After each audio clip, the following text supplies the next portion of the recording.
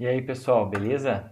Agora a gente vai sair um pouquinho da estatística que a gente chama de univariada, né? Que a gente gera, por exemplo, medidas de tendência central, de variabilidade, de distribuição sobre apenas uma variável, para começar a colocar já até um pezinho na próxima semana, que é para a gente avaliar algumas estatísticas que nos dizem sobre a relação entre duas variáveis, tá? E hoje a gente vai falar primeiro de covariância, tá? Então, o que é a covariância? É uma medida que ajuda a entender o relacionamento entre duas variáveis, a associação entre duas variáveis, tá? Ela nos dá um número que vai indicar a tendência na relação linear entre essas variáveis, ou seja, elas se relacionam positivamente quando uma sobe, a outra sobe, e quando uma desce, a outra desce, ou é uma relação negativa, ou seja, quando uma sobe, a outra desce e vice-versa. Ou então não há relação, não existe relação linear nenhuma entre elas, também pode acontecer, tá? Exemplos de casos de covariância positiva, tá? A metragem de um imóvel e o seu preço. Quanto maior a metragem, maior o valor, né, esperado de um imóvel. Preço da gasolina com preço dos alimentos. Aqui um exemplo bem contemporâneo, né? A gasolina aumenta, o preço do alimento tende a aumentar junto. Então existe uma covariância positiva nesse caso também, tá? Entendido isso, nós vamos passar aqui para um gráfico de scatter plot, tá? Que é um gráfico. Cada pontinho desse representa um ponto de dado que a gente mediu. Nesse caso aqui a gente está falando sobre apartamentos, tá? Então cada pontinho desse é um apartamento. No eixo X aqui embaixo a gente tem a metragem, tá? Isso daqui não está em metro quadrado, obviamente, está provavelmente em pés, tá? Porque é um gráfico, um exemplo retirado de fora do Brasil. E aqui a gente tem em milhares de dólares, né? O preço de venda. Então aqui o preço de venda do imóvel em relação à metragem do imóvel, tá? Vocês podem perceber que existe um padrão, né? Por exemplo, a gente conseguiria talvez até traçar uma reta que explique melhor essa relação. Vocês percebem que os pontinhos, quanto mais o, a metragem do apartamento aumenta, os pontinhos tendem a ficar mais para cima, né? Notem, tá indo para cima, tá vendo? Então isso quer dizer que graficamente a gente consegue perceber aqui, como analista de dados, que existe uma relação linear nesses dados aqui, né? Essa reta vermelha aqui eu tracei justamente para ilustrar, né? Como seria, parece que existe essa tendência aqui, tá? Então, quando a gente calcula a covariância, a gente vai só entender se existe essa relação para cima ou para baixo, tá? Qual que é a fórmula da covariância? Mais uma vez, muda se a gente está falando de amostra, dados amostrais, ou se a gente está falando de dados populacionais, tá? Se a gente está falando de amostra, vamos lá. O que é a covariância? Não é necessário vocês terem também decorar nada do tipo aqui, tá? Só para vocês entenderem mais ou menos a estrutura da fórmula. É um somatório, né? Uma vez que a gente tem vários pontos, né, da amostra, várias medidas, vários apartamentos, no caso ali, a gente vai somar muita coisa, tá? O que a gente vai somar dessa vez?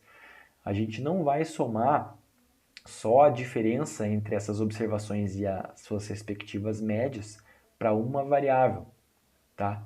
Que seria o caso da fórmula da variância lá, se vocês lembram bem, né? A gente não vai só fazer isso, a gente vai fazer o quê? Uma multiplicação dessa diferença, dessa observação aqui em relação a uma variável, por exemplo, que seja metragem quadrada, a gente vai multiplicar isso para a diferença e para a distância em relação à média também do preço daquele mesmo imóvel. A gente vai fazer um produto disso. Produto você une as duas coisas e gera um número que representa essa união, né? Você multiplica essas duas variáveis, tá? E aí você soma essa multiplicação para todos os elementos da amostra, tá? Então percebam o quê? Percebam que se esses valores forem muito... Se quando esse valor aqui, x, for positivo, esse valor y aqui for negativo, você vai ter um número negativo aqui do produto, né? Da multiplicação. aí a soma disso repetido várias vezes vai ser provavelmente um número negativo. Ou seja, covariância negativa, relação negativa. Enquanto que se geralmente, quando esse número for positivo e esse aqui também é positivo, o produto vai ser positivo. A soma de vários produtos positivos vai dar uma covariância positiva. Ou seja, a gente pode concluir que as observações elas se distanciam das suas respectivas médias de forma positiva, conjuntamente. Tá? É isso. Então, vocês veem que é um somatório não apenas de uma variável, mas de uma relação de duas variáveis. Tá? Isso é dividido pelo quê? Pelo total de elementos da amostra. E quando a gente está trabalhando com a amostra, a gente tem esse menos 1 aqui, que é um fator de ajuste para acomodar a incerteza que existe quando a gente está trabalhando com uma amostra. Tá? Então a fórmula é exatamente a mesma para a população, só que sem esse menos 1. Né? Então a gente tem aqui o valor da média populacional, que é o μ, em vez do x barra, né? E o N maiúsculo, que representa o total da população, de membros dentro da população. Tá? Essa é a fórmula da covariância. Vou dar um exemplo para vocês aqui. Ó. A gente tem 6 apartamentos, então, metragem quadrada e o preço deles. Tá? O valor da covariância, aplicando aquela fórmula ali, pessoal, deu 14.173.450. Tá? Esse número quer dizer o quê? A gente não sabe, ou seja, ele não tem exatamente uma interpretação muito bem definida. Tá? Ele só diz que é um número, a gente pode ver que é um número muito grande, né? Então, e positivo. Tá? Então, ele é um número muito grande e um número positivo. Então, a gente pode ter uma noção de que a metragem quadrada e o preço, eles são positivamente relacionados, ou seja, quando um aumenta, o outro aumenta, ou quando um diminui, o outro diminui, e numa magnitude aparentemente grande, né? Porque esse número deu muito grande, tá? Mas o mais importante que a gente vai ter mais contato é um coeficiente que é o primo da covariância, nada mais é do que a covariância de uma forma mais padronizada, que é a correlação estatística, tá, pessoal? Que aí é um número muito mais interpretável, que obedece a um intervalo fixo ali de valores.